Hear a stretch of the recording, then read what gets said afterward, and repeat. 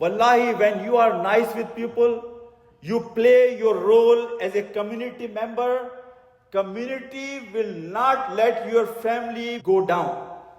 Community will help. From community, people will stand and say, oh, this person, he is a son or daughter of that XYZ.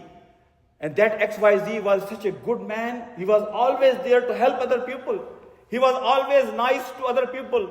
Then how is it possible that we can let this family go down? They will hold their hands.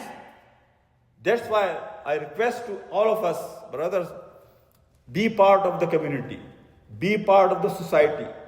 Don't just live in your bubble.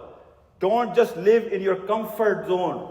Wallahi, get involved with the problems of other people. Because when you are in the path of solving problems of other people, it is like you are in jihad. It is like you are fasting. It is like you are in qiyam of Allah subhanahu wa ta'ala at night. And this is the hadith of Prophet Muhammad sallallahu alaihi wasallam.